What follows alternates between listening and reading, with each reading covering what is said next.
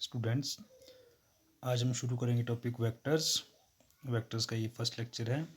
तो स्टार्ट करते हैं। टॉपिक हमारा vectors. In physics various quantities are broadly classified into two categories. Physics में जो भी फिजिकल क्वांटिटीज है हमने उनको दो कैटेगरी में क्लासीफाई किया है।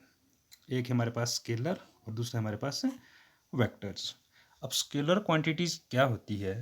Those quantities which have only magnitude but no direction.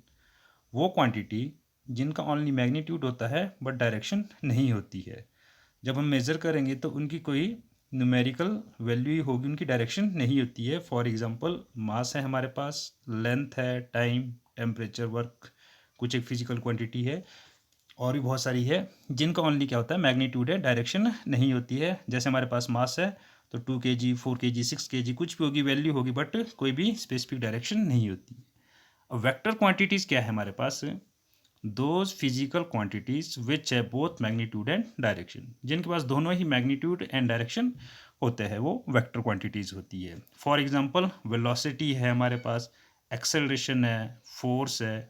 जैसे फोर्स हमारे पास 5 न्यूटन है तो 5 आपके पास 5 न्यूटन उसकी वैल्यू है, मैग्नीट्यूड है, और डायरेक्शन किसी भी डायरेक्शन में फोर्स एक्ट कर रही है। फॉर एग्जांपल अगर डाउनवर्ड एक्ट कर रही है तो डायरेक्शन डाउनवर्ड हो जाएगी, राइट की तरफ एक्ट कर रही है डायरेक्शन राइट हो जाएगी, लेफ्ट की तरफ एक्ट कर रही है तो लेफ्ट हो जाएगी। तो स्केलर क्वांटिटीज़ वो है जिनका ओनली मैग्नीट्यूड है हमारे पास, एंड वेक्टर क्वांटिटी में बोथ मैग्नीट्यूड एंड डायरेक्शन हमारे पास होता है। आगे चलते हैं। जो वेक्टर क्वांटिटीज़ है उनको हम लोग दो टाइप में क्लासिफाई करते हैं। Vector can be of two types. एक हमारे पास होते हैं पोलर वेक्टर्स और दूसरे होते हैं हमारे पास एक्सियल वेक्टर।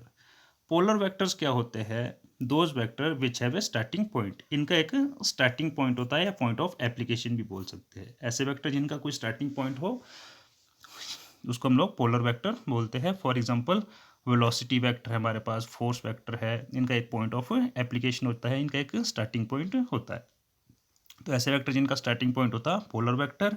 दूसरी तरफ axial vector, these vector have direction along the axis of rotation. इनका कोई स्टार्टिंग पॉइंट नहीं होगा, जो इनकी डायरेक्शन हम देते हैं वो एक्सिस ऑफ रोटेशन के अलोंग देते हैं। फॉर एग्जांपल एंगुलर वेलोसिटी हो गया हमारे पास, एंगुलर मोमेंटम हो गया, टॉर्क हो गया। तो पोलर वेक्टर जिनका कोई स्टार्टिंग पॉइंट होगा, और एक्सियल वेक्टर जो आपके पास एक्सिस ऑफ रोटेशन के अलोंग एक्ट करते हैं। नेक्स्ट है हमारे पास रिप्रेजेंटेशन ऑफ ए वेक्टर, कि हम लोग वेक्टर को किस तरह से रिप्रेजेंट करते हैं।